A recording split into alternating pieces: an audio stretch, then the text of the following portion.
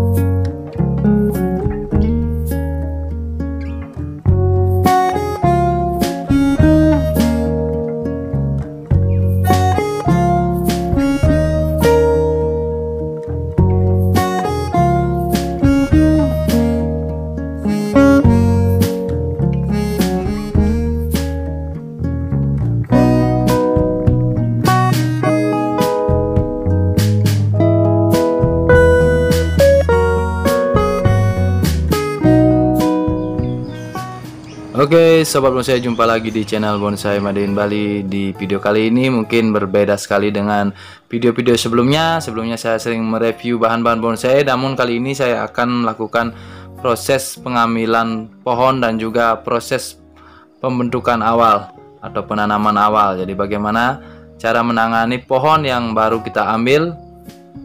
Dan kali ini saya bersama tetangga saya akan melakukan pengambilan pohon yang berukuran kecil, dan rencananya pohon ini saya buat dengan konsep atau dengan ukuran kecil ataupun nanti bisa mami dengan gaya on the rock.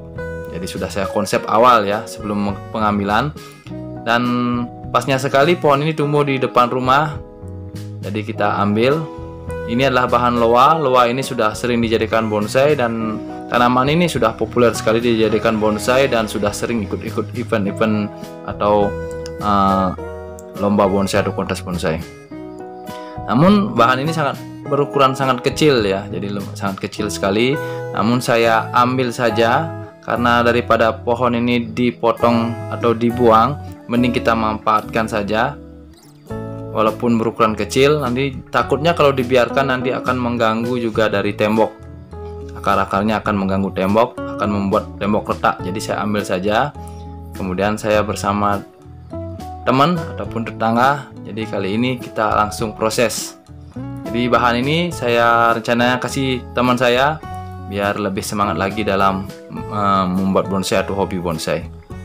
Dan sahabat bonsai, juga penting sekali kita mengetahui bagaimana sih karakter dari pohon loa. Dan kita awali saja dari bagaimana cara menumbuhkan loa atau menghidupkan loa dari bahan yang kita ambil dari dongkel, ataupun kita juga bisa melakukan stek batang.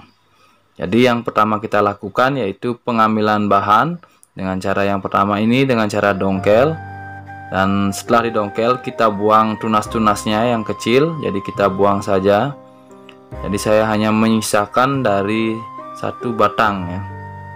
Dan untuk cabang-cabangnya saya buang, daun-daunnya saya pruning semua. Karena saya tahu loa ini kalau ditanam hasil dari dongkel kemudian kita tanam, kadang-kadang daunnya itu akan melayu. Jadi dengan cara pengurangan dari daun akan mengurangi penguapan. Nah, setelah kita melakukan pengurangan atau pembuangan dari tunas-tunas, kali ini kita ambilkan karang, karena pohon ini saya konsep dengan gaya on the rock atau in the rock. Nanti kita lihat bagaimana perkembangan akarnya. Dan pohon ini juga ukurannya kecil, jadi langsung kita konsep. Dan loa ini sangat mudah sekali hidupnya. Jadi saya kemarin melakukan stek batang dari bahan loa, jadi bisa hidup. Jadi sangat mudah hidupnya. Yang penting tidak perlu disungkup. Nah, kita menggunakan media yang bagus, media yang porus, media yang tidak terkontaminasi dengan bakteri. Jadi contohnya kita bisa menggunakan pasir malang, bisa menggunakan pasir sungai yang dicampur dengan sekam. Nah, kali ini ke proses penempelan dengan karang ya, dengan batu karang. Nah, jadi dalam penempelan batu karang ini kita menggunakan kawat dengan bantuan kawat.